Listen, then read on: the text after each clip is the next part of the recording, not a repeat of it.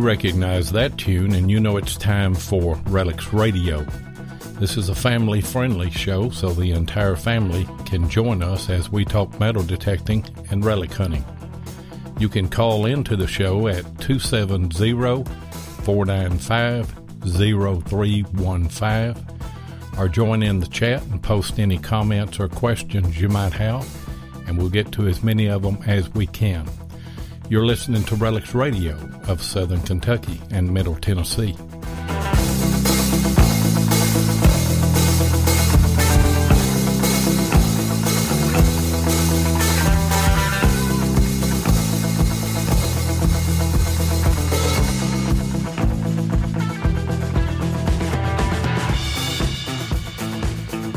And you are live on Relics Radio from the foothills of Southern Kentucky and Northern Tennessee along the Cumberland River here in God's country. And I am your host, Digging with Seven.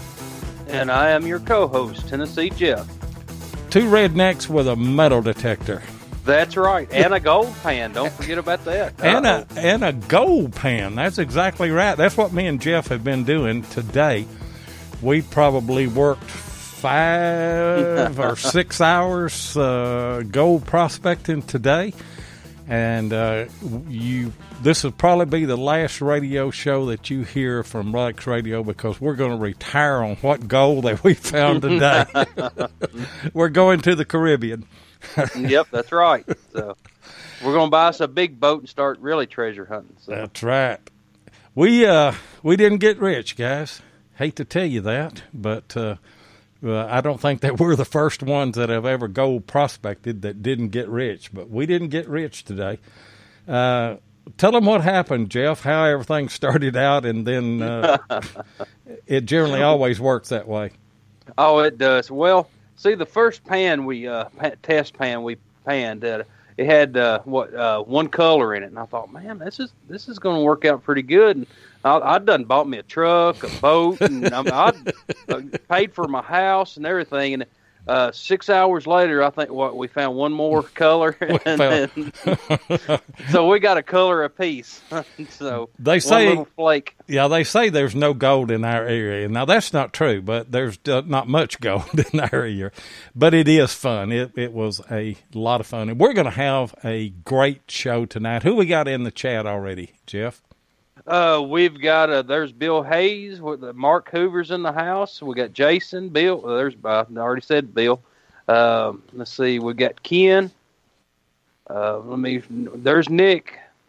There's our Woody Jones. He's in the house. So, and Ohio Relic Hunter. He was the first one. So, well, we're going to have to start giving prizes for the first one to come in. If we'd found more gold today, Bill, we would have sent you a little vial and had a piece of gold in it. But we only found 2. We gave both of those to the landowner, and his boy came out with us. But we had a great time, had a lot of fun and everything. And we're going to have a lot of fun tonight. We've got a great guest, don't we, Jeff? We sure do. We've got Liz in the house. Liz Cabralie, Digging Canuck. You know her on YouTube. Welcome to Relics Radio, Liz. Thank you very much, Seven and Jeff. Thank you. We've been looking forward to this show, and you live up in Canada, correct? Yep. I'm about 1 hour west of Buffalo, if that helps anyone put an idea on where I am. Yeah. And what's your weather like up there right now? Oh, it's actually very hot, very funny. We, in the winter it's really cold, but in the summer it gets really hot. They're looking at around high 90s the next couple of days, so it's really hot for us. Well, you're just about in the same boat that we are. You're going to have to go and do you some gold prospecting, I guess, ain't you? I'll have to find a local creek. It is a lot of fun, and it's cool, and it's kind of a change of pace. We're not going to quit relic hunting because that's what we do. But I tell you, summer is rough on us as far as relic hunting, isn't it, Jeff? It is. It's very hard. I mean, the ground gets hard, and all of our fields grow up with hay, and then we've got crops in. It's just a terrible time for us. But, I mean, we make it do. I mean, we make do with it. So. And winter is the best time for us. Of course, y'all get shut down in the winter because you have ground freezes, doesn't it? Yeah, pretty much after about the end of November until sometimes end of April. It's unless you go on vacation to a tropical island, that's about it for us. Yeah. And it's not for us. I mean, that is from about late October or maybe all of October through about May, that April especially. I mean, that's our prime time. And unless you can find some woods, and the ticks bother Jeff a whole lot. No, they don't. They do. I seen Woody Jones put in her ticks. Yeah. They turn me up pretty good, so they don't bother Seven, but they just swarm to me. Yeah, and Charlie said chiggers too. We've got a lot of chiggers here, sure do, and I spray down, and I also take a vitamin B complex, and they say that puts off an odor. Of course, I put off an odor anyway, so it doesn't matter. But I don't have too much trouble with it at all. First of all, Liz, one thing that I want to get into and want to say to you, congratulations on your live YouTube stuff. You do an amazing job on that. Thank you. Sometimes sometimes it's a lot of work, but the end product I think is well worth it. I'm able to catch you for just a little bit on Sunday morning before church, and generally pop in and say hi to you, and then try to go back and watch some of it. But there's a lot of work goes into it, isn't there? Yeah, there is, and it's funny because when you get on a roll and you're either on the phone with someone or you're just talking about something, it's kind of hard to watch that chat at the same time, and sometimes I do miss some comments, but I always try and do my best. Yeah, that's what I got Jeff in here for. Jeff.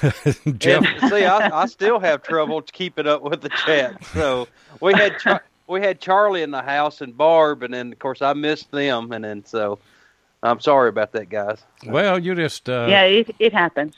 You just pop in, and our guys on chat sometimes they ask a question, and but my whoever hosts the show on Spreaker, their chat will lock up after about 300. And so after a little while, I can't see it at all. I don't know anything that's coming in. And so then I depend on Jeff to, fill me in as to what everybody is saying. Well, tell us about your experiences there with live YouTube. Tell us a little bit about you. I'm interested about your setup and everything on that. Well, when I first did my live stream, my very first one, I did that on my laptop, and there's lots of problems with. I was talking, but the viewers weren't seeing that, and then the messages got all, and there was lag, lots of lag, and then when I actually, after I guess about an hour or so, you can actually watch the broadcast on the replay, and got to tell you, I was very surprised, and I really didn't know how anybody, kept with me and remained watching after I watched it. But I did a lot of other test streams, unlisted streams that nobody could see, and we kind of perfected some things. And my daughter, being who she is, was very helpful, and we perfected it and moved. I actually moved up to using her computer, and it's just been fantastic ever since. See, that was one problem that I had, and I don't know what program. Are you using OBS Studio to do your live? Yes. Yeah. That's the one I use. There was a lag with it, and it was virtually impossible to, on earlier versions of OBS, to sync your lips with the sound. And Yes. I forget what I got. I got another one, and it was better. But I think OBS is updated now. And you may have had to go. Did you have to go in there and tweak a few things on OBS in order to get it to do that? Yeah, because I'm a bit of a perfectionist when it comes to stuff like that, and I did so many test streams, like unlisted, of course, because you can on YouTube you can do an unlisted stream so that it's just you, and then you can watch it later and change anything that needs to be changed. Right. But yeah, we did that. We did that for a couple weeks, and then finally, after tweaking everything, we got our settings, and yeah, we've been having a great time ever since. Well, I'm a technical guy too, and that was one of the first things that I noticed. Everything was seamless on it, and I thought, I don't know what she's using, but she's went to a lot of work. And people don't realize that listen to a show or watch a show, they don't understand how much that goes on behind the scenes, do they? Yes, I totally agree with that, because YouTube says you're live. They come on, they start chatting with you, and in my case, people always, have the option of phoning, and there's a lot of stuff going on, and to bring a good show to everyone, there's a lot of stuff going on, and there's definitely lots of some money and equipment, cameras, microphones, that sort of thing. But I do believe it's all worth it in the end. Well, obviously, we believe that because we're foolish enough to keep doing it. And fortunate enough. Thank you for doing it. Yeah, we are fortunate enough to have so many good people in this hobby, in this community. A lot of the people that watch us. There's Madison, Maine. I have talked to her before. I did a shout out back whenever I was doing shout outs on my videos. And I've watched several of her videos, and so glad to have you in here tonight, Madison. Just saw you there. Not that we got Carl with the yard dogs and everybody else. I'm not trying to single anybody out, but I just hadn't seen Madison, Maine in there before. But we appreciate everybody, and I know, Liz, that you appreciate everybody too. There would be no show without people. That's right. That's the way we feel, isn't it, Jeff? Yep, it sure is. And, of course, at the end of the show, I thank everybody for listening and then adding their comments and everyone that calls in. I mean, we do the show for them. So, I mean, that's exactly part of it. And on Sunday, what time does your show start? Sunday morning is Coffee with Liz, and it starts at 10 o'clock in the morning, Eastern Standard Time. It's I think it's much too early for people on the West Coast, but usually it's those from the East Coast that participate. We just sit down with a coffee or whatever, and we just chat, and we get calls from all over the world. It's just an amazing thing, and it seems to be catching on, and we get more and more every Sunday. Well, that's the way with us. I mean, we've got our regulars that have been with us since we started, but then we just keep picking up. And Carl, the yard dogs, he said, you just don't like Yankees. Oh, Carl, now you know better than that. But yeah, we keep picking up listeners, and I just appreciate it. There's Deborah Minnick in the house already. I know Jeff has got a question or two he wants to throw your way, and I've talked too much. I'm going to let him talk a little bit. Well, Liz, we were sitting around. Well, we were talking before the show a little bit, and then I had a couple of questions. How long you'd been metal detecting? This is my third year. It's not a long time, but I did purchase a metal detector. Oh my goodness, probably going back about maybe 8 years or so.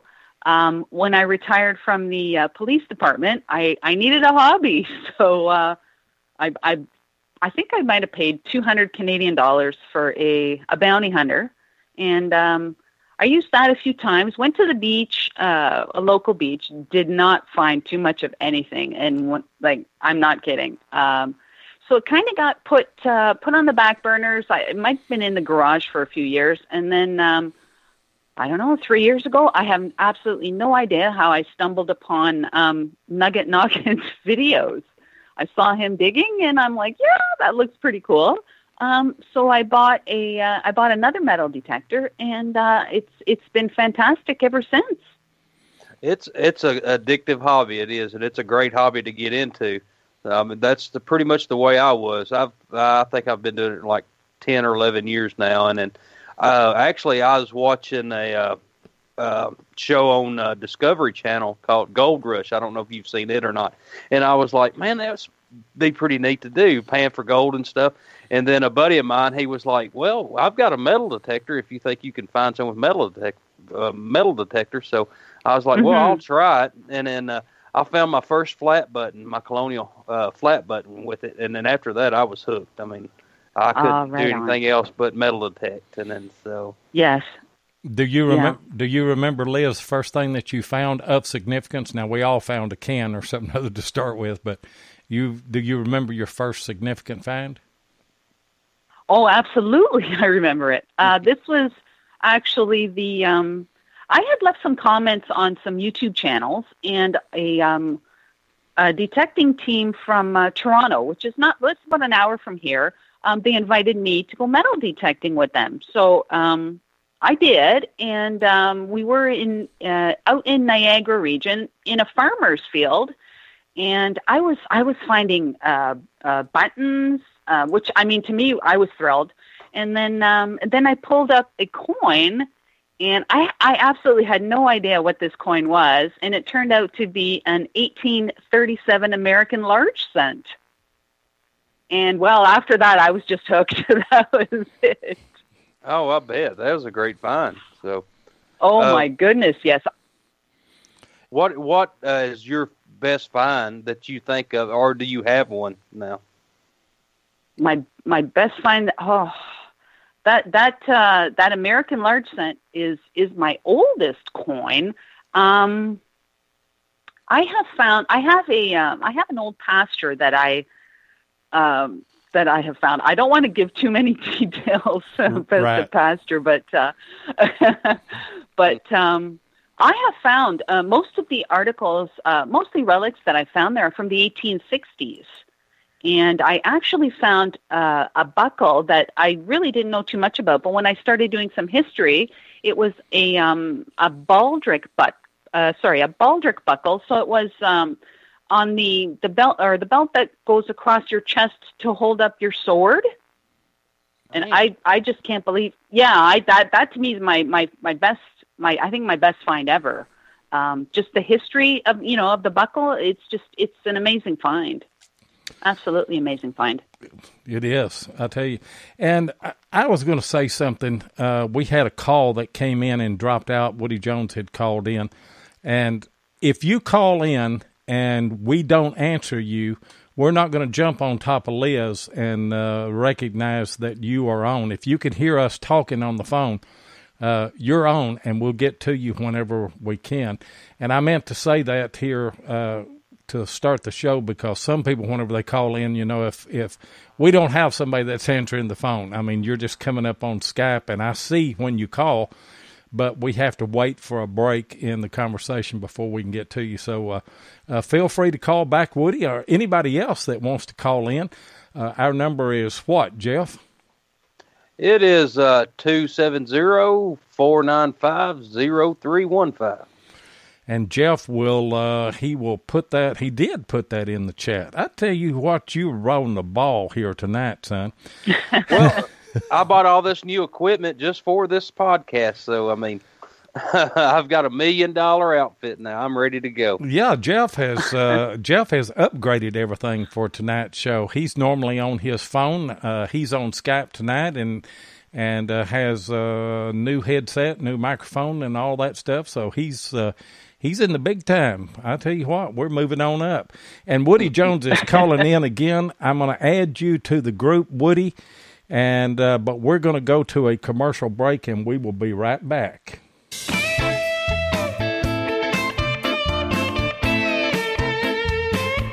If you want to keep up with what's going on in the metal detecting world, then you need to be a subscriber to American Digger magazine. Butch and Anita Holcomb are the publishers of the magazine and have won awards for 3 straight years for being the best digger magazine on the market. American Digger magazine is available in both print and digital formats, so no matter where you live in the world, you can enjoy the latest happenings in the hobby. You can get in touch with American Digger magazine by going to americandigger.com or give them a call at 770-362-8671 and be sure and tell them that you heard it on Relics Radio. And I don't know, for some reason we lost Woody's call, dropped out again. I don't know if that's on our end or whether he's got some bad service there. I mean, our Skype is up and running. We've got one telephone with Liz, and then we've got a Skype on with Jeff, so shouldn't be any problem on our end. We haven't been having any problem, but hey, guys, you can call in and post your questions to Liz. Liz, what kind of detector? What's your go-to detector right now? I just purchased an Equinox 600, and that was after originally I had an AT Pro. Great detector. Now the only reason that I ended up selling that was because I just found that it was unbalanced for me. I mean, I'm not a very big person, and I just found that the coil was kind of heavy after a while of detecting. I'd have to keep switching arms, and when I switch to my left, my swing just really gets terrible. So I ended up getting a Safari, which, unbeknownst to me, is even heavier than the AT Pro.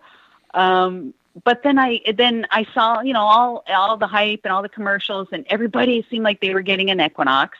So I waited a couple months, and then I purchased one. And I got to tell you, it's super, super lightweight, and boy, does that ever go deep, really deep.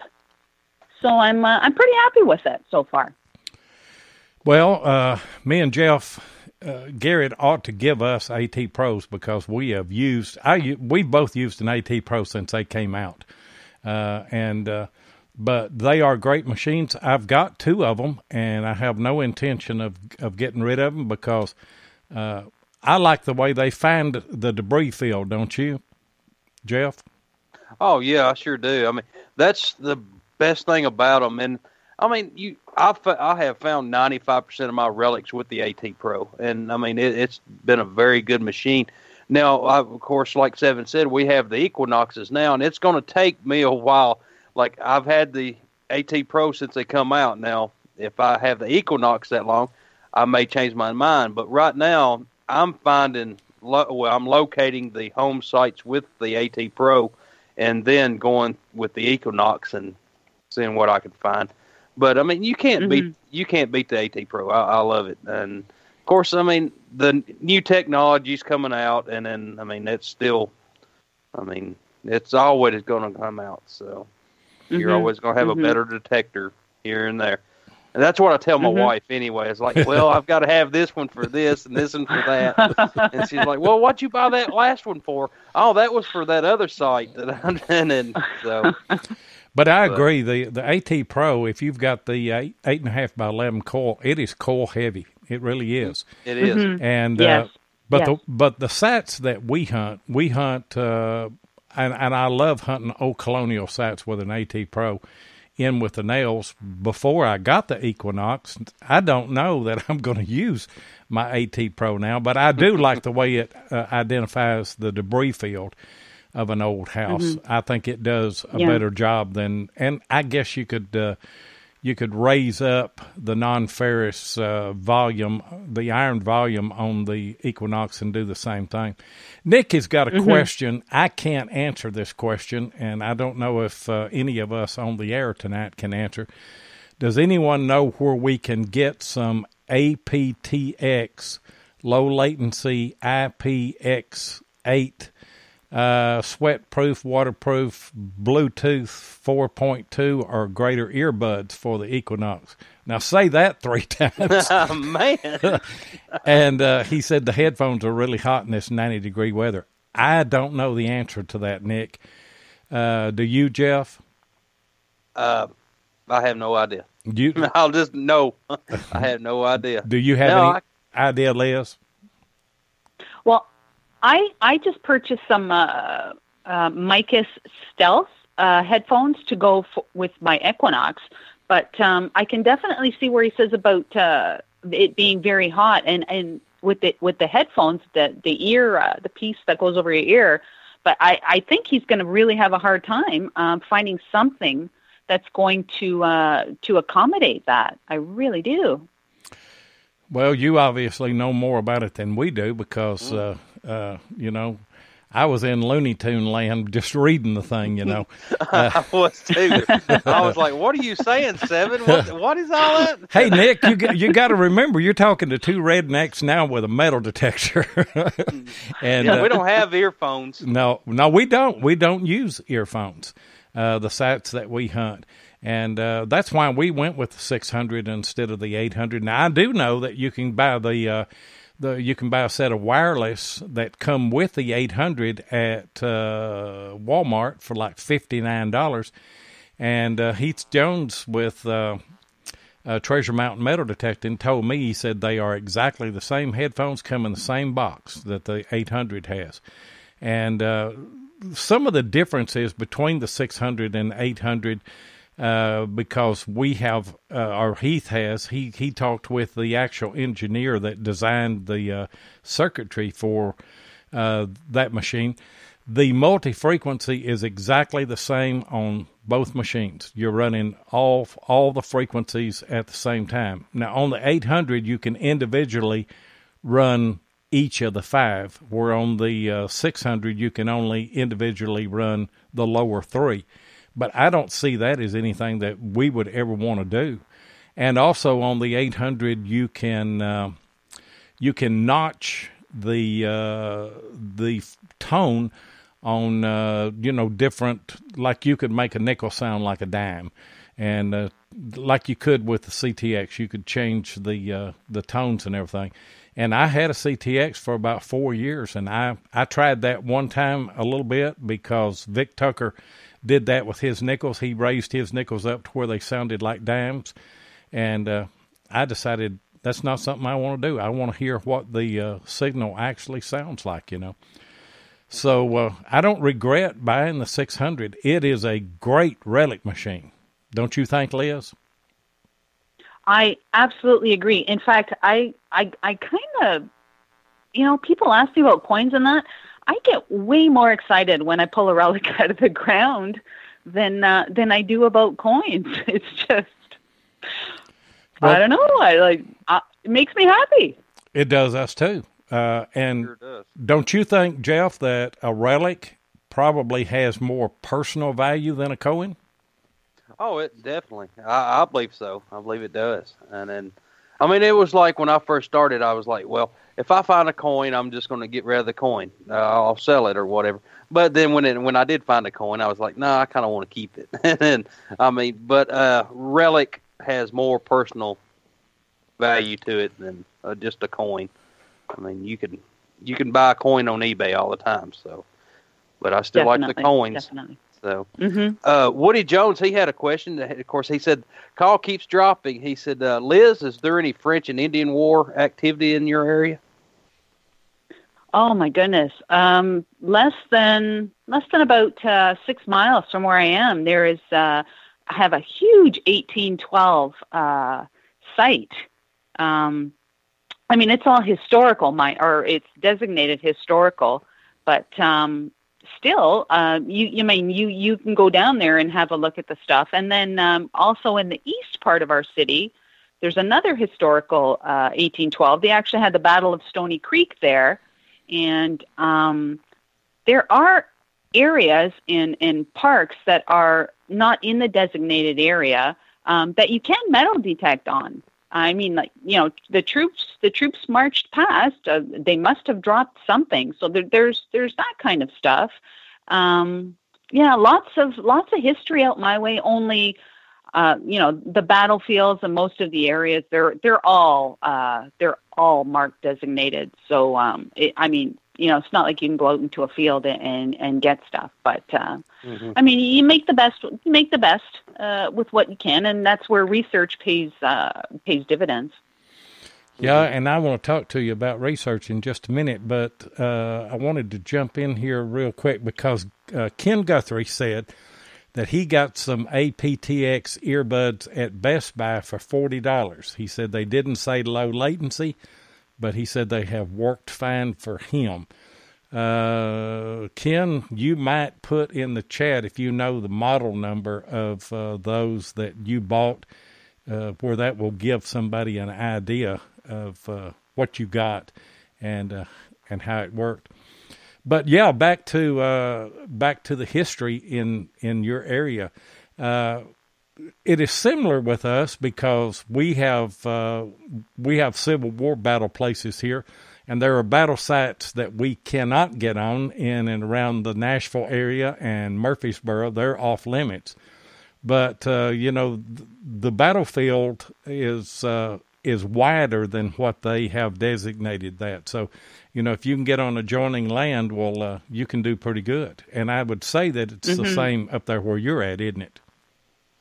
Definitely. I mean, it's how much work do you want to do? Do you want to actually go contact all these people? That sort of thing. It all depends. And I know that there are people that do go knock on people's doors in historic areas.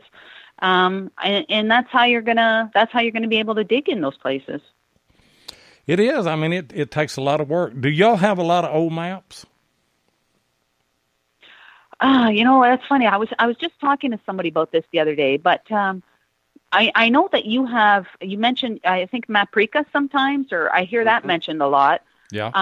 And the ability to overlay maps in layers with historical maps, we don't have that here, unfortunately. And I mean, our maps, as far as that we can overlay, I mean, I wish we had that, but unfortunately we don't. We actually have to go, if you want to see these maps, you kind of have to go to the university or in their the historical collections and actually look at them. But it would be really nice to be able to layer them and see what was and what is now. The thing about MapRika, and Jeff will verify this as well, you can take any map that you have, just take a picture of that map, and on a flatbed scanner or anything, bring that into MapRika, and then hit a point on the map that you brought in on the picture, and then on the right side of MapRika, it will bring up a modern map, and you mark a spot that corresponds to that. You may not know where the roads were at the time, but especially if you've got rivers and then creeks that are running into the river, those will change, but they won't change a whole lot over 100 or 200 years. And you can mark those where the reference points, and if you can get about 10 reference points on a map, I guarantee you can walk right to the site. And wow. we use USGS maps, and they've got a GPS feature on them where you can get a marker. But I've seen those markers, those GPS markers, be as much as a half a mile off.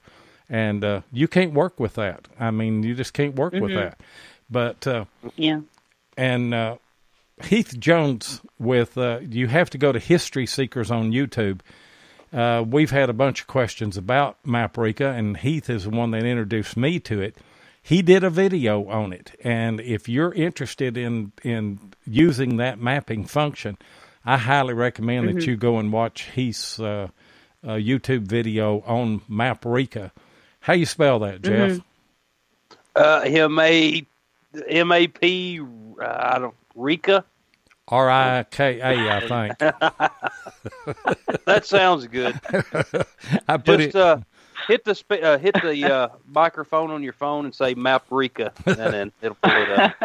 Actually, it was made for skiers, and like in the mountains, they'd be snow skiing, and that's what it was made for. It was. And then so Relic hunters got it, and then just started using it for that. And I had no idea until Heath told Seven, and then Seven told me, and then of course I've got a map I've got out of Library of Congress that was the around my area, where my county, it was 1878, and you can go on MapRika and you can mark these spots that was there during that time, and then like I've got several home sites around that I know was like 1805 and then 1839 and then stuff like that, and then of course you can mark them spots, and then it'll bring like the new roads over the old roads and stuff like that. So I mean, it is real good.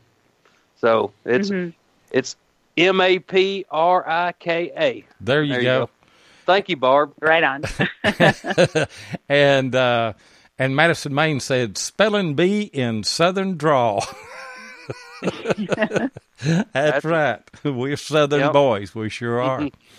But yeah, it is a great program. And since I've been using it, in fact, it won't be this next Tuesday's video, but it will be the next one. I actually have a USGS map in my introduction to the video, and I pull it up, and I've got 9 sites numbered there, and I've hunted 3 of those 9, and in the consecutive videos going back a couple of weeks, and then what'll come out Tuesday, and then what'll come out the next Tuesday. So I've still got some more to hit, and I keep waiting on Jeff. I don't want to hunt all of them without him, but and they're not, hadn't found any colonial sites on those. We're just they're just turn of the century, but you find some stuff. Well, see, I'm waiting on you to find a good site. Like I'm waiting on you to find a colonial site. Then that's when I'll come up. Yeah. We were talking. No, it's been very hard. Of course, I've got he's almost 12 months, and then of course I've been babysitting, and of course we've had a lot of stuff going on around here. But probably about 2 weeks, me and Seven's going to get together, and we're going to start hitting it pretty hard. So finding those shady spots, that's the key right there. So you're liking your Equinox. Let me ask you a question. Do you watch the numbers much on yours? Or are you more of a tone hunter? Well, if you were to watch, I think if you were to watch as a beginner with a new unit, you can just go crazy watching all those numbers, because nothing to me has yet to be one solid number on a hit. It's like with the AT Pro. I mean, you get a solid 82, and I know I'm digging a quarter here, a Canadian quarter. It just seems to me, like I said, I don't know if I have my settings correct but it seems to me like I do not just get one solid number on the VDI. So for now, I'm listening for high tones. I don't know.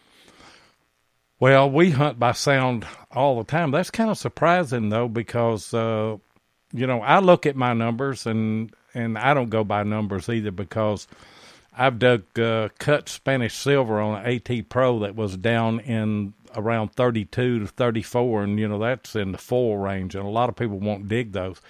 But any repeatable signal that me and Jeff get, we dig. Now, we dig a bunch of junk, too, But yes. Any good repeatable signal, and that's what I'm doing with the Equinox. And if it's repeatable, it's a non-ferrous something most of the time, or sometimes it'll be a big piece of iron, Of course, that's the nature of relic hunting. You're going to dig big iron whenever you relic hunt. But, you know, on a Civil War site or a War of 1812 site or a Revolutionary War site or a colonial site, you're going to find some good relics in that are iron, you know, won't you? Yes. And, of course, we had that, that was the contest, well, not contest, comparison against the AT Pro, the Equinox, and the Deus. And I'd got that little piece of brass, and I think it was, 6 or 7 inches deep, and it was ringing up like 6 or 7 on the Equinox. And then, of course, that on the AT Pro, you know, that's a nail or something, or a little piece of iron. And it turned out to be a little piece of brass. And, I mean, that could have been a cuff link. It could have been a button. I mean, anything. So, but, I mean, any repeatable we've been digging. So, and the interesting thing about that comparison that we did, Liz, is that it showed up. I could hear it with the AT Pro, but it was all iron. It was like a square nail. You know, just that low grunt was all it was. And with the Deus, he went over it. He couldn't even hear it at first. And then he changed frequencies, and he could hear it, but he said it's probably not a signal that I would dig. And I'm hearing that a lot from people that run Deuses. Maybe Deus owners are learning more about their machine as they compare them with the Equinox. But you know, it's hard to impress me because I started in 1976 with an old White's machine, and I've used just tons of machines. I learned to be a tone hunter whenever I first started digging. And you was talking about a large scent. It took me 30 years to find a large scent. So, you know, you finding that right off was that was something that was really, really special. Oh, all I remember is that it totally blew my ears off. That was a beautiful, beautiful, strong signal. Really good signal. Man, how deep was it? That thing was about 8 inches deep. Man, that's good. Hey, guys, phone lines are going to be open again, 270-495-0315. We will take your calls right after this commercial break. If your passion is metal detecting, then you know how much your success is based on the equipment you use. Let my buddy Tim Henderson of Murray Branch Outdoors in Murfreesboro, Tennessee, help you with that. Tim is an authorized dealer of Garrett, XP Deus, Tesoro, and macro detectors and supplies, and he is now an authorized dealer for MineLab. So, if you're looking to get your hands on the new Equinox 600 or 800, then Tim is your guy. Murray Branch Outdoors is not only competitive in their prices, but the service after the sale is second to none. Tim not only sells detectors, he uses them, and so he can answer any questions you might have. Murray Branch Outdoors also deals in used detectors, and he'll take your old detector in on trade when you decide to upgrade. So give Tim of Murray Branch Outdoors a call at 615-948-4611, and be sure and tell him Relics Radio sent you. And again, the phone lines are open, 270-495-0315. Call in and ask Liz any question that you might have. Digging Canuck out of Canada. This is your opportunity to ask her a question. Jeff, you got another question for her? Well, yes. Well, I'd already done asked that one, her best find. How do you go about researching, like, do you look for old row beds and stuff? What I actually do is, in my city, I look for, obviously the oldest areas in my city, and then I look to see what's there now. And I found this, I think I might have done three videos on, I called it the swamp. I found this beautiful area, and believe it or not, it's in the middle of a subdivision, but it's just the woods, and it's surrounded by a swamp. So it's landlocked and nobody goes in there. And I thought, you know what, I'm going to go in there. So I had a few adventures crossing this swamp.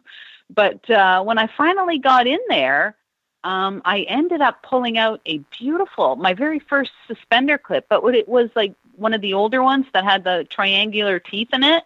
Mm-hmm. Probably, like I'm thinking maybe like early 1800s or so. But that was all because I was looking at the older areas of my town. Now, mind you, I do not live out in the country. I do live in a very large city, but like I was saying earlier, it's about how you go finding areas for the place that you live in. Like, we can't all be blessed living next to Civil War sites, although I personally would absolutely love that. But I'm making the best that I can, and it's usually by researching and old maps. I mean, for my city, you'd be surprised, the areas that are still untouched in a major city, and I've had success that way. And that's all that you can do. I mean, I wish we lived in a place that had a lot of gold-bearing creeks, but we don't. We don't live in California, and so we got to do what we can do here. And you don't live next to Civil War sites, and so, but you've got a lot of old history there. Like you say, it's just a matter of finding it. Madison, Maine, put a comment in here. I have never heard this, but it really turned a light on for me. Talking about large cents, and she said Southern banks refused to circulate coins that weren't made out of silver or gold, and that's why a large cent is so hard to find in the South. Not so in the North, especially in Ohio. They find them like we find Wheaties. I had never heard that. Had you, Jeff? No, I've never heard that. But, I mean, it makes sense. And we're always asking why everybody finds more large cents up north than we do down here in the South. And that really makes sense. So it does to me, too. I thank you for that, Madison. I had never heard that. Thank you very much. It makes a lot of difference. Liz, is that the only large cent that you've ever found, or have you been fortunate enough to add to that collection? Oh my goodness, I probably have about 15 to 20 large cents. There you go, Seven. Ask another question. You just made me mad right there. Well, it's been good having you on, Liz, and we'll talk to you another time. Okay, bye. So, Liz, how hard is it to get permission in Canada? Oh, gosh. Oh, my goodness. I think the best way is just, somebody knows somebody. I think is the best way. I mean, I have ads in local newspapers, that sort of thing, but people just, people fancy their lawns here. They don't, they're all well manicured in my, in my city. They don't like the idea of someone coming onto their property and digging a hole. Imagine that. I mean, it's tough. It's tough in the city, very tough, but, it does get easier with, as you go out into the, into the rural part of town. But for me, it's all been word of mouth. Somebody responds to my ads. Somebody sees, somebody watches my video. Oh, I have this property, that sort of thing. I can't. I know a lot of people go door knocking, but I don't know. I have a serious problem with that. I'm not good at that, and I never have done it much. I know that we've got, now the town that I live in here, it's a very small town. We've only got about 3,000 people here, and it's a rural community. I know everybody around, and I just pretty well have the run of the county, because I know so many people and they know what I do, and I donate stuff to the museum, and I go to all the schools and speak. so everybody knows that I'm engaged in history, and I have people call me, and say, you need to come over on my place and see if you can find anything there. So I really don't have a problem getting permissions. It's just locating We just started pulling these old maps into MapRika and stuff, and we just hit them one at a time, and some of them are a bust. You don't find much of anything, and every now and then you find something, and kind of just get lucky. Have you found very much War of 1812? Are you going to make me mad again? No, I am not going to make you mad whatsoever. No, the answer is no. I have not found any. I don't want to get you mad at me. No, I was just joking with you about the large sense. It tickles me to death whenever, there is a little bit of jealousy in this hobby, but most of the people that we know, all these guys and gals in the chat, other than Barb getting mad at me if I find an Indian or something, and it's all in jest. Barb is a wonderful person. I've had the opportunity, Jeff and I, to meet her at DIV, but, people are not jealous. I mean, we are truly excited whenever somebody finds a great find, ain't we, Jeff? No, we sure are. And then I see where Madison, she said, I've got about 70 large cents. So, I mean, that's real good. And I mean, that's, anytime Seven makes a great find, it doesn't bother me at all. I'm happy for him. And he's the same way with me. And anybody we hunt with, if we take you to a spot we have and you find a gold coin, well, congratulations. I mean, it's your gold coin, or if you find a Civil War belt buckle, I mean, it's we're all happy. Congratulations, but you may have an accident before you get out of the field. No, I'm just joking. Goodness gracious, Madison, you have found that many large cents? That's just not right. I'll just tell you. Sure not. Nick Haas said that he thinks that the Equinox 6-inch coil will be $180. Should help a lot. I agree. Are you impressed, Liz, with the speed of this machine? I am impressed. I'm impressed with how it can separate targets in the ground. But I mean, like I said, I only have 3 years under my belt. I wouldn't consider myself an expert by any stretch of the imagination, but I really, really like what I see. I'm really enjoying the detector. I am too, and if any of you have seen my video that, and I don't know if it came out this Tuesday or last Tuesday, but I think it's probably this Tuesday. I found a war nickel. It was the second war nickel that I found on what will be, I guess, on you'll see in a couple of weeks, on site number 1 on that map. And there is a huge square nail that is, it's bigger than a pencil, about twice the size, the diameter of a pencil, laying right on top of that war nickel. And I got a beautiful, I think the signal was a 12, beautiful repeatable signal. And I dug down, and the first thing I saw was this huge rusted square nail. And I thought, man, that really sounded good. And then I always double check my hole, and I pulled it out, and just laying right underneath it, all I had to do is scrape a little bit of dirt off, was a war nickel. And you can see the rust on the, of course it's 35% silver, a war nickel is here in the States, and you can see the rust marks on it, laying right on top of it. I would not have found that with the AT Pro. I don't think I would have found that with a CTX. Have you had some finds that have turned out like that for you, Liz?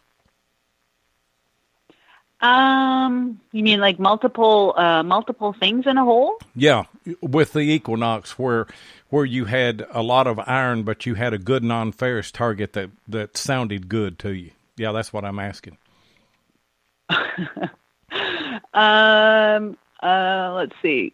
No. Okay. Well, you will. No, I don't think I've had my. I mean, and you know what? Sometimes it's really tough to get out there and go detecting. I mean, life does get in the way, and I don't know. Sometimes, you're just itching to get out, and you make plans, and then it rains or something comes up. I'm just. I know I have to put hours in on the machine, and I'm just hoping that I can get as many hours as I can before the cold weather rolls around. When will that come there in Canada? Y'all can hunt through November, can't you? Oh yeah, last year I believe I hunted until I think November 29th was my last dig. But I got to tell you, it was. My fingertips were freezing, absolutely freezing. And I mean, if you can't, when it becomes difficult to pick a coin out of a hole, that it's time to pack it in for the year. But end of November usually is about it for me. I found a picket post that is associated with, and I'm fortunate here where I live. The camp is the 44 woods are a mile from my house, Jeff, probably? Yeah, about that, yeah. And you can walk it. And the picket post is even closer than that. And I just branched out from that camp, just searching for picket posts that I knew had to be there somewhere. And I found one and found like a 69 round ball and a couple of 3 buck balls and maybe one Colt 44 or something the first day, but it was late in the day whenever I found it. Well, then it started raining, and then it got bitter cold, and then the ground froze. I mean, it got cold, and we don't have that here very often. But I was just dying to get back to that picket post to see if I could find anything else. Mm-hmm. And I went, and sure enough, I mean, it was cold. I bundled up, and it was probably a week later, I guess, and I got a good signal, and I started digging. I couldn't get my shovel in the ground. I mean, I was stomping on it and everything, and so I just laid down a little marker there, and I went to another one, and I finally went to the car to see if I could find anything that I had my lash tool, and I was hitting it with my shovel, but I was tearing the handle, the little rubber thing. I thought, I don't want to do that. I stopped and went home and got a hammer and a chisel, and I chiseled out about 2 bullets in about 2 hours, and I said, that's enough of that. I tell you what, when it gets cold and you can't feel your fingers, it's not fun anymore, is it, Liz? No, it's there comes a point where it's like, you know what, that's it for the year. That's it. Yeah. Now, I was wondering why the 44 woods burn up. Lloyd was trying to get all the vines there when it was frozen. And I'm trying to melt the permafrost on the ground there. It did get cold this year. I mean, for about a week, and then of course the little creek down here, and we've never been able to walk on ice around here. I'm 42, and I can never remember walking on ice and being safe. And down the little creek here, of course, I call it a little creek. It's more or less a small river. And then it was the ice, I think it was like 5 inches thick. So, I mean, wow. Yeah, I mean, it was pretty good. So you could go, everybody was out there walking around and then, I mean, enjoying themselves. That's the first time they've ever done it. So, but yeah, it got cold. Hey guys, somebody call in 270-495-0315. Let's make sure everything's working here. Give us an opportunity, and gives you an opportunity to talk to Liz. Liz, I've got a 2-part question. What is on your bucket list? What is it that you want to find right now? Now, I know I'm called Digging Canuck, but what I want on my bucket, or what I have on my bucket list, is not Canadian. I would love to get a Civil War bullet, a 3-ringer, but I'd be very happy to get a Williams cleaner. I don't know why, but the Williams cleaner to me is a very cool bullet. I would absolutely love to dig one out myself one day. Absolutely love to do that. Well, we can hook her up, can't we, Jeff, if she come down our way? We sure can. I mean, Like Right we're on. lucky to live in the middle of Civil War activity. So, And I'll tell you something Wow. about a Williams cleaner. We don't find a lot of Williams cleaners here. We had the construction site that we worked that we found a ton of those. I'd only found one Williams cleaner before we went to the construction site, and I don't think you had either, had you, Jeff? no, I hadn't. I mean, And they didn't like the soldiers didn't like that bullet because it wasn't accurate for one thing, and also they said it would kill your shoulder whenever you shot it because of the recoil on the rifle.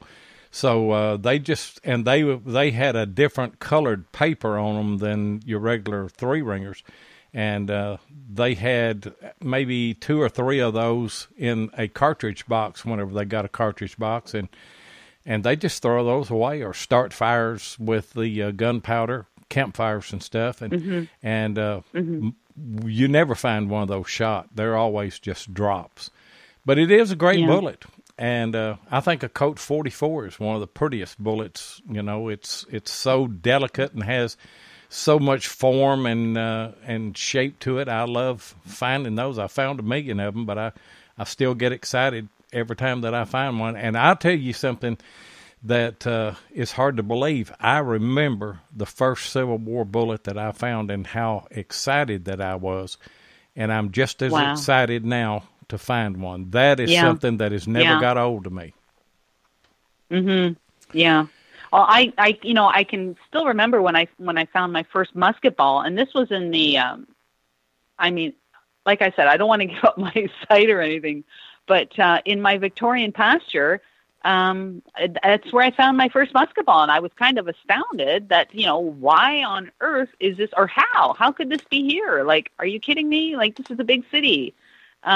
Just amazing. Just the weight of a musket ball is just, wow. It's just, and then this all goes back to that, the history part of this and the fact that I like relics.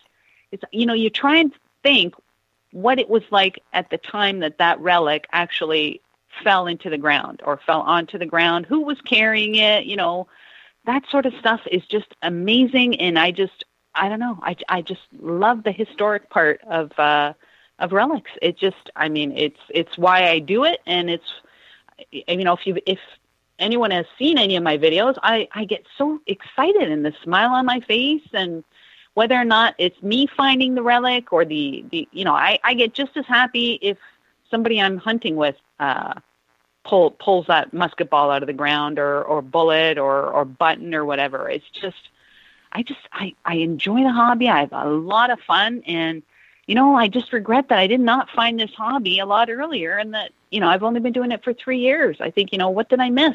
I don't know. I don't know. And it's a lot of fun, and the fun of this hobby is that you can go out and you'll attest to this, and you could be having the worst hunt of your life, just not finding absolutely anything. And with one signal, that can change, and you can find the most amazing thing. And so I don't go out with too much expectation anymore.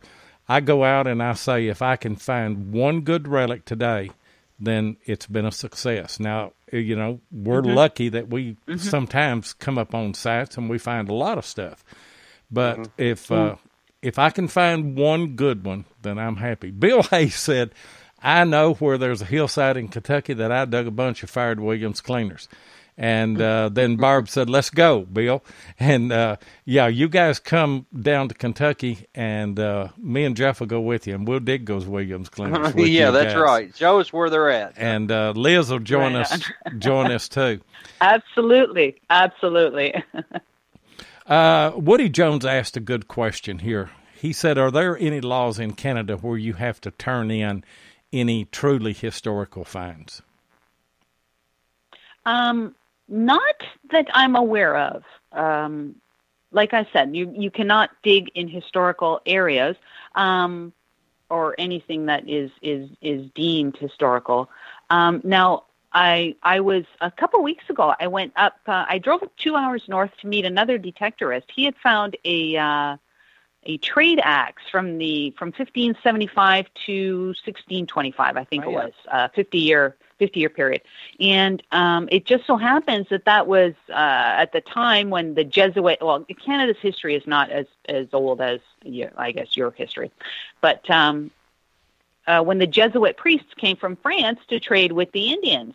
Now, the person that I was with found this trade axe there, and I mean, it's quite historically significant, but there's no laws. He's actually contacted a few museums, and they said, "Oh, we got lots of those. We don't need another one." But I'm sure, and there are laws if you stumble across human remains. Well, that's another thing. But no, relics are, I guess, finders keepers. Yeah. Well, that's good in a way. And, most of us, if we stumble onto something that we think would be really historically significant, we would contact the right authorities to let them know about that, I don't know. You don't want to get government too much involved in the hobby because, that never turns out well. But, you want to share things as well. So, So what are we going to do with that payroll box we found? We're still running with that. Yeah, I wasn't supposed to mention that, was I? No, you wasn't supposed to mention that. I tell you one thing that we are working on, Liz, and if we find it, I guess that we're going to have to do something with it. But years ago, and this is on this ridge that I have mapped out, the landowner knows about it, and most everybody in our county knows about it. But there was an older man that lived in this house, and his son robbed a bank. And the authorities arrested the boy at the house and never found the bank money that he stole. Now, granted, most of it is paper money. In fact, probably all of it is paper money. But that is probably hidden in a jar. And the guy is still in prison. He's in prison down in Louisiana. And the landowner, we went out to a restaurant the other night and eating, and the landowner was there. And he came over and he said, he knows I'm hunting there. And he said, have you hit that house any more? And I said, no. I said, I've been working on these other ones. And he said, why don't you and I just hop on a plane and go down to Louisiana and just talk to the guy? Maybe his conscience is bothering him, and he'll tell us a general area of where he hit it, how he hit it. And we know it's there somewhere. And but, if you found that, I don't know. I don't know what you'd do with a deal like that, whether you'd call in the authorities on that. It'd make a great story, but and I don't know that the money would even be any good now, because that's been 40 years ago, I guess, that happened, So, yeah, it probably wouldn't be. But you know what you'd hear from me? What? That right there. Nothing. I'd just be like, hey, Seven, we got to go. I've got. Oh, you never know in this hobby. Liz, have you ever found any kind of a cache, even just a small cache, and I mean multiple things, coins or what have you, where somebody's buried them in a jar? I'm quite certain that I did find a cache, but it was a coffee can, and it had the lid on it and then a bag inside, but there was nothing in it. I don't know. I even turned the camera on, and I started to shake, and I really thought it would be a significant find, but nope, nothing inside. Nothing inside the bag that was inside the can. Nothing at all. No, not yet. And I agree with what Madison put on here. We were just joking. She said stolen money you could not keep, and we wouldn't. We would. Yeah. We would contact, but it's just it's the quest of it. So somebody beat you to that cache, then. I guess. I think so, because there's no reason why that should have been there. I mean, really, no reason. Yeah. I've never found one. I have found multiple things in a hole, and I guess the closest that I've come to it this year in the spring, I dug 7 Colt 44s out of the same hole, and I've never done that. But I've never really found a cache or anything. I'd like to. That we'd all like to, wouldn't we? Oh yeah. Absolutely. And 7, what you look up on the internet, and it'll have a Colt revolver. It's got 7 barrels. 7 chambers in the cylinder. No, they don't. They've got 6. And yeah. I don't know why 7 bullets were in there. Of course, that's what I go by, and I guess it was fate that I found 7 bullets in there. I kept thinking that there might be a cylinder in there, but there wasn't. And I've gone back to that spot several times and hunted around and even put my big coil on and went back over that. And I got every one of them. I mean, there's not any more in there. Hey, Liz, what haven't you found that you think you should have found already? Oh my goodness. I have not found a 50-cent piece, 50-cent silver piece. I have not found one of those. I would like to find one of those. Right. And there's a lot of Canadians finding Indian head pennies. I have not found one of those, and I would love to find one of those. I've had a pretty good... I think that's pretty much it. And you should have found both of those, probably. Matt is gone digging. Whoa, he said, I'm here. Matt. Hello, Matt. Matt found something that all of us want to find. Oh yeah, and that is a gold coin. And I think him and Barb hooked up this week. I'm anxious to hear about that and how that went. Matt's a great guy. Of course, Barb's a great gal too. And Matt is going to be on Sight and Sound next week. I think maybe next Wednesday night. Josh Kimmel's show, and look forward to hearing that. And I see here that Barb said, had a great day, Matt. Thank you for taking me out. So they did get out. That's great. So you hadn't found a $50, and you hadn't found an Indian. Anything else that you think you should have found that you haven't?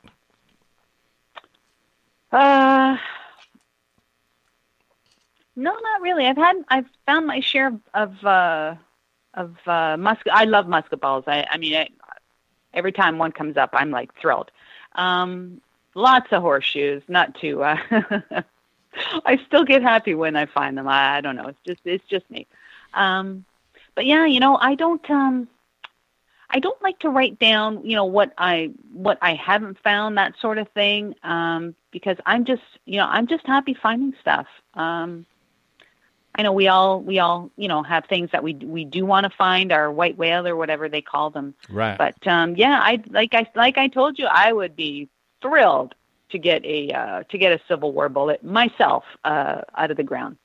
That's really the big prize for me, I think.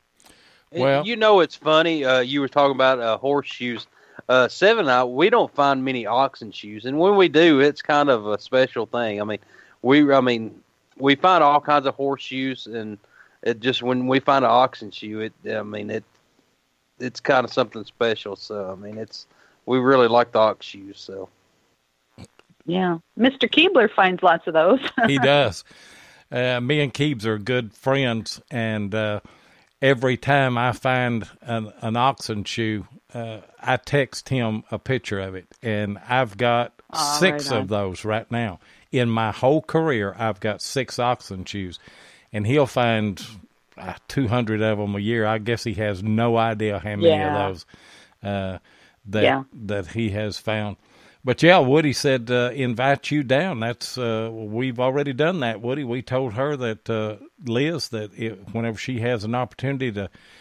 If she has an opportunity to come down our way, she's got an open invitation to come, and that's the same with any of you guys. I mean, if you're gonna be in Southern Kentucky or Middle Tennessee, give us a little bit of heads up on that, and we'll hook up with you, and we'll see what we can do about it. Madison said that they find oxen shoes every day there.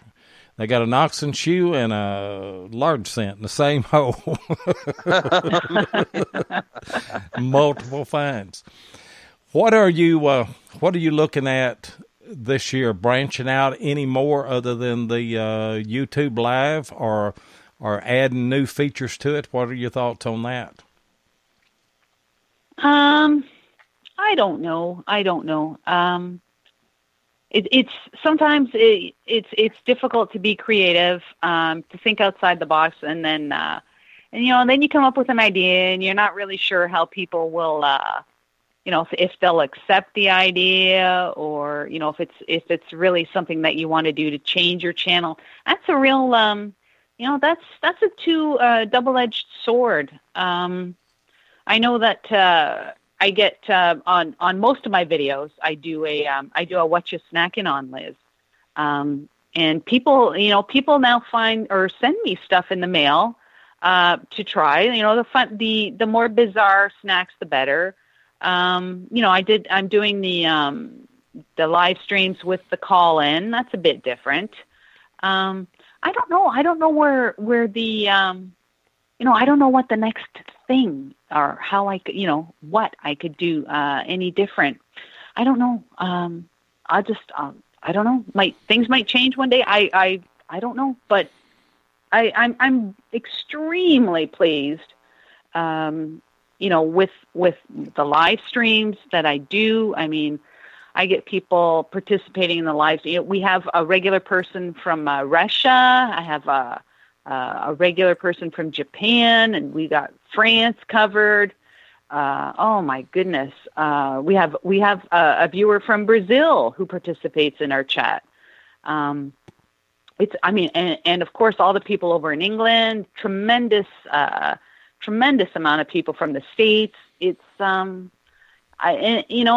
just truly blessed that, people are watching my show for an hour on Sunday morning. We're having coffee and chatting, and I'm just, like I said, I'm just truly feeling blessed. Love it. Absolutely love it. Do us a favor this Sunday. Put a link in to this show where all of those people can come and hear you talk on our show for an hour and a half. And, that'll help us, and it'll help you. And, we'd love to have, we're blessed to have the listeners that we do, and we have some overseas listeners that don't get in the chat, but, they, when we run the demographics and everything of our shows, we're able, they go back and listen to the archives, right, Jeff? But we're able to see that those people are listening. And, of course, it's also carried on iHeartRadio. It's also carried on iTunes. And I don't know, there's about 40 or 50 different outlets that pick this show up. I wasn't really aware of that. But, wow. Yeah, we've got, and we got a notification here. When was it, Jeff? A couple of weeks ago, that we had got a 5-star rating in the U.S. and also in Britain on our show. Mm-hmm. So, wow! Congratulations. Yeah, thank you. I was kind of blown away by that. It's just hard for me to think that people would want to sit and listen to two rednecks with a metal detector talk about metal detecting. They do. I mean, I think they're listening to people just like themselves. And, you have a presence on YouTube, and they can hear you. They can participate in your chat. They can talk to you. I think it's incredible. And I think that's what people like. Well, that's what we like. And Gary Heckman just got on. Gary, you're going to have to go back and listen to the archive on this show, but welcome, brother. Good to have you, Gary. Good to have you on tonight. It sure is. Yeah, it just kind of floors me that, that we have all the people that we do that follow us. Jeff and I are great friends. We kid one another. We have a good time with one another. And I think we have a good chemistry together. It's kind of hard we have a real good chemistry on video when we're out hunting or doing our set downs and talking and everything. And we're getting better on the radio, but it's harder to do because, you know, we're not able to. I don't see him because he's an hour and a half away from me, and you're a lot further than that. And it's hard to do a show when you can't see one another. And that's one thing that your YouTube Live, it allows people to see you while you're talking, and of course you can show things that we can't do on. But it's just a different format. I mean, that's the deal. Yes. Yes. I'm actually working on when the people call in, trying to get them actually on the screen so people can see them as well. But you know, you asked me earlier what's next, what I would like to change. I think that that is probably one thing, because I mean, you know, let's face it, people like to see themselves on on the TV or whatever, and and everybody else wants to see everybody else. They want to put a face to that voice, right? So yeah, I mean, it's an amazing. YouTube has been amazing. I mean, your show on Spreaker is amazing. It's an incredible community. It really, really is. And so supportive. I mean, it's just it's unbelievable. And you know, there are so many people that you're going to meet in your ventures with live YouTube that you're probably never going to get to shake their hand and hunt with them in person, but you have a bond with them, don't you? Absolutely do. There's the regulars, and then, I mean, when I see a new name, and especially if it's from from somebody that I watch, someone whose videos I watch, I mean, I welcome them to the chat, and oh my goodness, I had Rusty Halo for years. I've been watching her videos, and then one day she came on my chat, and I just almost fell off my chair. I felt like like royalty had just entered the room, because I've been watching her for so long. I just love it. I absolutely love it. But then go ahead. It's funny. My wife, she cuts hair for a living, and there was a father and a son come in one day, and of course she was talking, and he asked her name and everything, and then mentioned me metal detecting and stuff, and says, "What's his name?" And it's like Jeff, and it's like he goes by Tennessee Jeff, and then the little boy, she said his eyes got real big, and he's like, "You're Tennessee Jeff's wife?" It's like, oh my goodness. And then, of course, I mean, and then she comes back home and tells me this. And I mean, it gives me chill bumps. It was great that this little kid had been watching mine and Lloyd's videos, and it was awesome. And then, of course, his dad's like, yeah, we watch every video that they put out. I mean, it's really great. So. Like, how amazing is that? How amazing is that feeling? I think it's fantastic. I really, really do. It's humbling. I tell you, it is. Yes. And yes, it is. We had the opportunity this spring whenever we went to digging in Virginia. Now, we went there last year and weren't as well known, and then this year we were more well known, and we also took our equipment and did a live show there. And a lot of the people here in chat, Barb was there, Matt was there, and some of his guys. Butch Holcomb was there, and, we interviewed those people live and just had a live show there. But it's unbelievable how many people that you're out in the field hunting and somebody would say, well, there's Tennessee Jeff, and come up and want to shake your hand or get a picture made with you, or, there's Digging with Seven. And you just want to, and I hope it comes across to those people. I'm just like you, I mean, you may watch our videos and things, but we're just like you. We're just normal people, mm-hmm. And really humbled that, people recognize us and that people like what we do. Mm-hmm. Yes, exactly. I mean, I just attended my very first, group function, group dig, on the weekend. It was a beach hunt. There were, I think, 200 detectorists there. And, people would just, hey, Liz. And I'm like, I've never met this person before, but they're calling me Liz. And just the way we were communicating, it was like I had known these people for like 20 years. And by the way, I did meet Nugget Noggin, and I did meet Aquajigger. And I just wanted to put that out there that, yes, I did finally meet Nugget and Aquajigger, and they were the most down-to-earth people I think I've met in a very long time. They are. Both of them are. Michael and Bo are both great guys. We had Bo on the show. We've had him as a guest. We haven't had Nugget Noggin yet. He's been busy, and we've not been able to work out a time with him, but we're going to have him on, you know. And by the way, that left side of that cap right there is reserved for Digging with Seven. I'm going to sign that other side.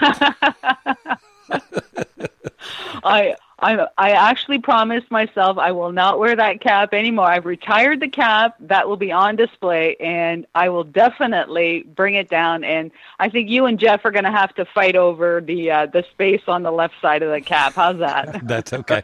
Yeah, we can. We'll just put two rednecks with a metal detector over there, then, and you'll know. Yeah, that'll work. Everybody will know who that is. Right on. Yeah. Right but on. Y'all were talking about Bo and Michael.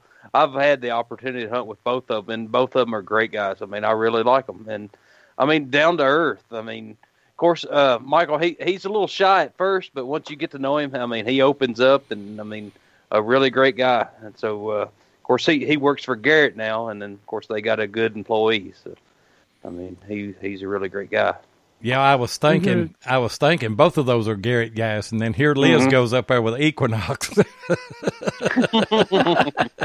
It all worked out though, and absolutely. And Liz gave Michael a coffee cup, didn't you? I did. I gave him a Digging Canuck coffee mug, and this just goes back to how genuine he is. I gave him the cup. And the first thing that he said was, he started looking like in his backpack and on his person. And he said, I don't have anything to give you. And I'm like, what do you mean? Like, you just signed my hat. Like, you gave me your autograph kind of thing. And it was just, yeah. So I hope that he is now drinking his morning coffee in a Digging Canuck mug. I'm sure that he is. He was at a... was it at a digging in Virginia where the shooting range, Jeff, where he got into that hillside? And my goodness, you could tell. Of course, we hunted the shooting range for 30, 40 minutes, and I found maybe 50 bullets, something like that. But it was Nugget Noggin and Kurt Hollowfield. They sat there, and Michael, he dug. I think it was 150 bullets. He was like a wild man. You could tell. Wow. You could tell he was younger. I mean, you could tell he was in good shape because he was going through digging roots up and everything. It was hilarious watching him. He had a great time and dug a lot of bullets. And he was excited on every wow, another bullet, you know. Yeah. And of course, you have that feeling whenever you dig those. Liz, absolutely. Before we let you go, tell everybody about your channel, how to get in touch with you, how to find you on YouTube and Facebook and what have you.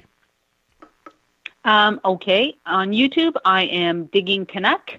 And if I'm just allowed a few seconds I have a live stream on Thursday night at 7:30 Eastern, and that's called Off the Cuff. And we don't necessarily talk about metal detecting. It's just kind of like a hangout and a chat. People talk, they can call in. You can call in, talk about whatever you want. It's funny how sometimes the conversations kind of drift away. But it's all good.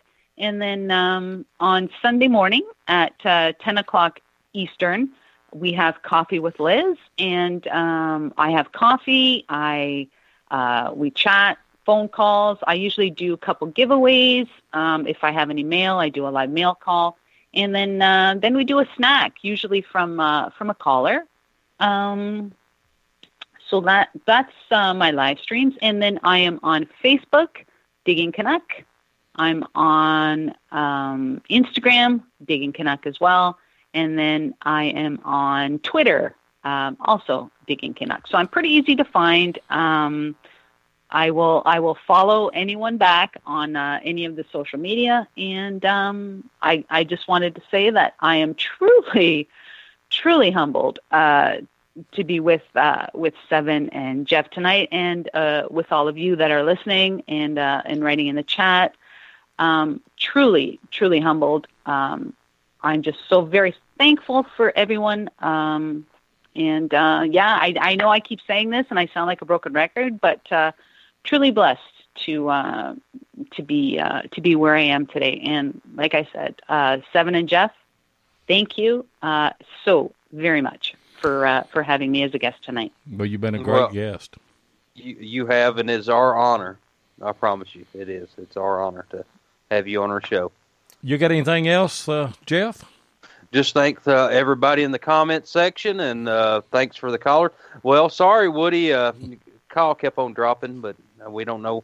Maybe we'll try to get that fixed, but we got your question answered anyway. So, but thanks to everybody in the comment section. We couldn't do it without you. So. And as Jeff's wife, Jennifer, says, we thank all of our overseas listeners as well. We don't want to forget them that listen, and everybody that listens to the archive. And my chat locked up. I don't know if anybody new came in or not, but anyway, if you guys will hang on the line, I'm going to close the show out, and I'll be back with y'all in just a second. But if you like podcasts like this, be sure and check out the other shows on Spreaker. There's Beyond Sight and Sound, Josh Kimmel on Sunday night and Wednesday night at 8 o'clock Eastern.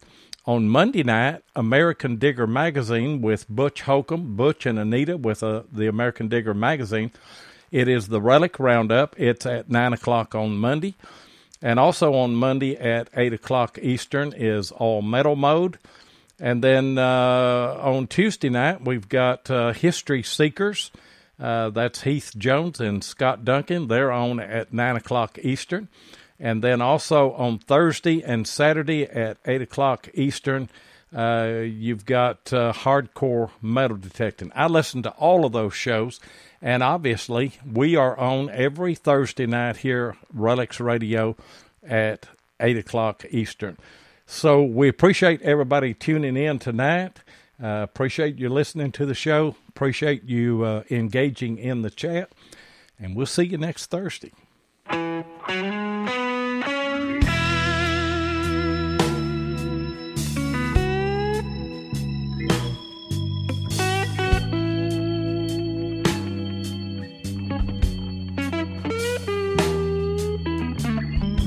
Thank you so much for joining us tonight on Relics Radio. We really do appreciate it. Be sure and join us live each Thursday night at 7 o'clock Central Time, 8 o'clock Eastern here on Spreaker. Or you can catch the archive show at Relics Radio on Spreaker, iHeartRadio, or iTunes. Please take a minute and hit the like button and be sure and follow us so that you'll get notifications of all of our upcoming broadcasts. You can also find us on YouTube at Digging with Seven or Tennessee Jeff, or you can check us out on our Relics Radio Facebook page.